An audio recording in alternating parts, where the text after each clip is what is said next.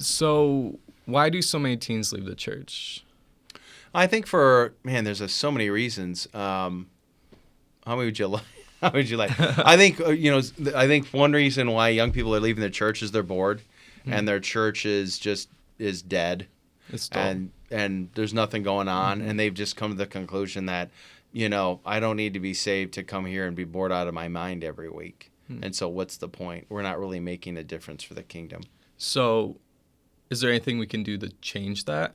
Yeah, I think so, which leads into another reason, which is probably the bigger reason than what I just stated, is they're just not, like, and this is probably offensive to some people, they don't really care.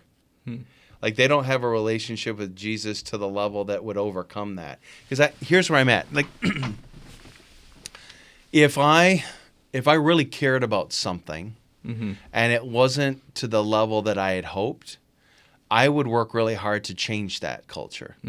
So, for instance, and here's a good example. There's a lot of fixer-upper shows on TV where people buy a house and the house is just terrible. Yeah. So what do? They work like a dog, right, to get the house to where they need it to be. And I'm just saying, I think young people just need to step up. And I don't think, and again, I know I'm old and people are like, you don't know what you're talking about. Okay, whatever. Then if I don't, then whatever. But I think that young people need to not wait for anyone to give them permission or anything.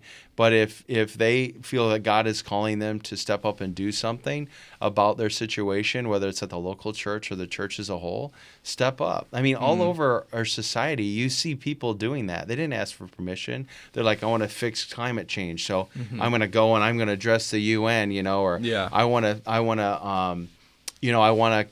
talk about spiritual things, so I'm going to create a podcast or whatever and put things on.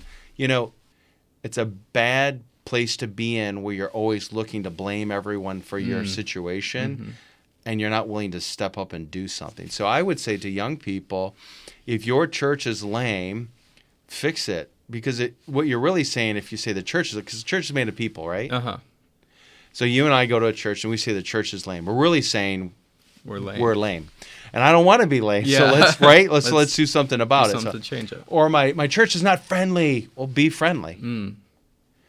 Just be, that change. Be the change you want to see in the world. I think Gandhi said that. So, I mean, let's be about that. And so, I know that I don't want to be simplistic. I don't want to suggest that, and just be nice to people and whatever.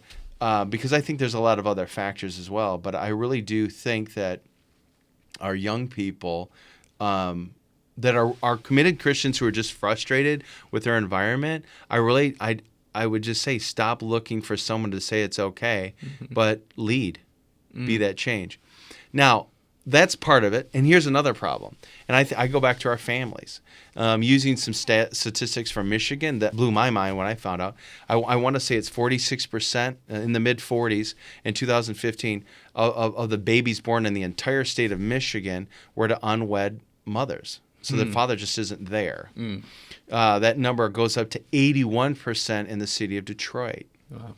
Counties, we're here in Cadillac having this conversation. But Lake County had the highest percentages from counties, 60%. 6 out of every 10 babies born in this county in 2015, no dad was around. Now, why is it a big deal? Well, there's just something about having a man in your life and as a family that makes a huge difference from a religious perspective. In Switzerland, they took some time and did some research, and they found out that when the dad doesn't come to church, only 3% of the kids in their study ended up going to church when they got to choose. So 3%. So 9.7 out of 10 kids said it wasn't good enough for dad, ain't good enough for me. So I think that as families, we're not training our young people to be active at the local church level. So I just see it as a major breakdown in society.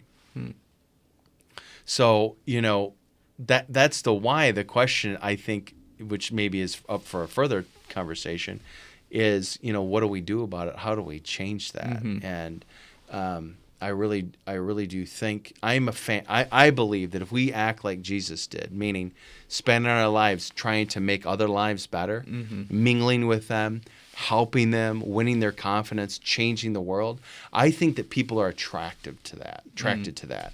I think it doesn't even matter about faith. When you see someone making a difference in another person's life, there's something in us that says we want to join that type of movement, right?